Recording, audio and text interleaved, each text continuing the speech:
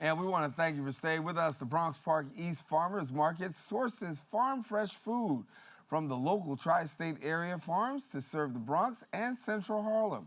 Their mission, focusing on nutritional equity as well as tailoring community outreach strategy. And we've got joining us now and providing further insight, the Executive Director and Farmers Market Manager of the Uptown and Boogie Health Project. We've got Judi Desire, and thanks so much for being with us. Thank you for having me. A great organization doing some great work. And when we talk about, community, and you're taking community and also healthy. So let's walk through the organization a little bit. We first started as Uptown Boogie Bicycle Advocacy, where we spoke about providing awareness of Upper Manhattan and Bronx cyclists. It was going through the program and providing information about nutrition while biking is when we started noticing the unaccessible access to farm fresh food when leading rides from the Bronx. We noticed that there wasn't a lot of weekend markets, and the markets were very far apart from each other.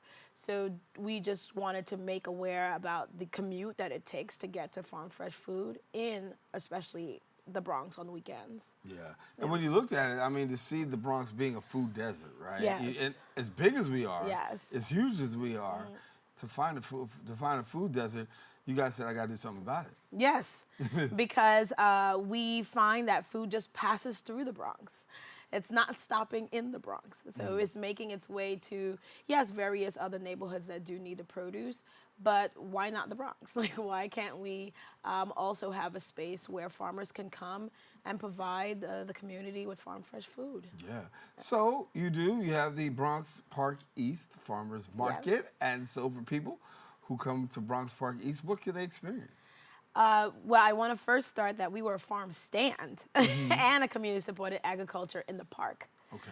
We were inside Bronx Park, and it was the community that told us that they needed more. In 2021, it was a response of 2020's the pandemic, and bringing that produce and hearing the community wanting more. In 2022, we expanded the Bronx Farmers Market. We've now still continued to be in front of Bronx Park, but we now support 4 farmers that are local in New York State.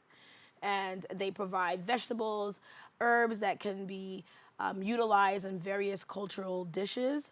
We have a fruit farmer, microgreens, mushrooms, also baked goods and vegan options. I provide farm fresh eggs and honey, and I try to uplift all the small businesses that may have distribution issues coming into New York, and I am that source to bring that to the market. So how was it when the community really saw what you were doing? How long did it take for the community to really rally around? Was it immediate? Was it like... It was immediate. Yeah. It was immediate. When we arrived we had a welcome and awareness and survey about what the community may want in March of 2021. And we said we were coming in working with one farmer to bring produce. Many people came by, looked, and said, "This is nice. Can we have more?" And I didn't really know what more looked like. And many people came by, and it's just like having nutritional benefit programs be accepted, being able to not only pick up produce, but to pick individual produce.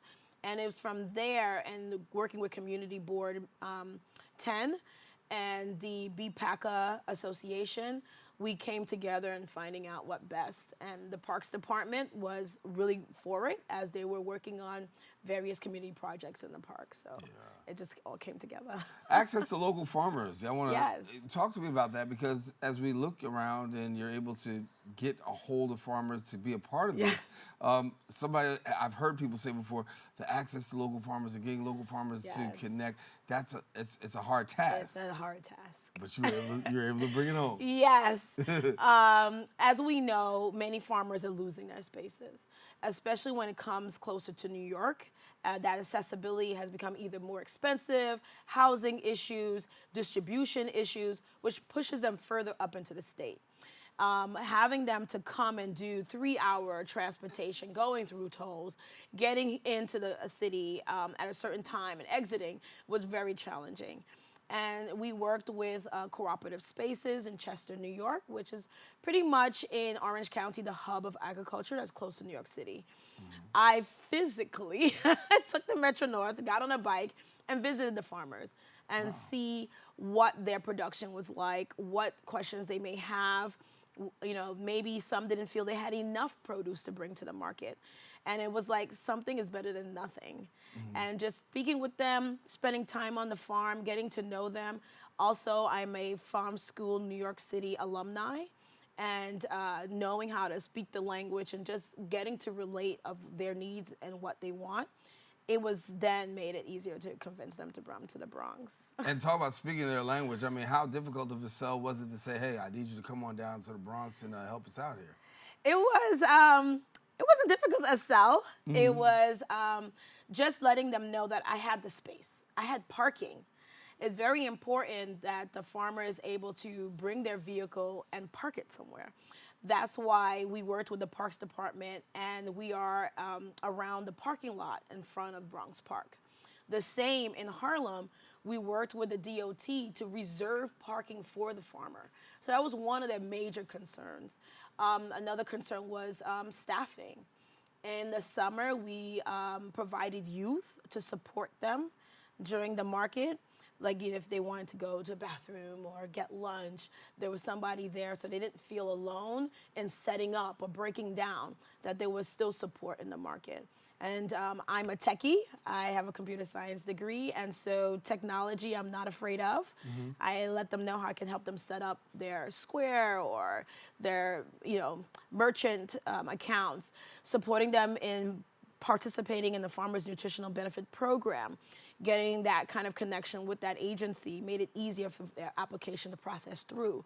So knowing that they are fully supported and I'm there to champion them, it was just the easiest sell. Yeah.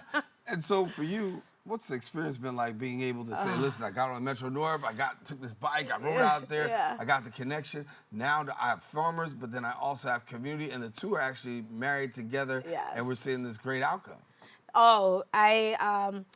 Many people say, oh, is this your passion project? I said, not only is my passion, it's my mission. And it's been such a wonderful experience to greet people.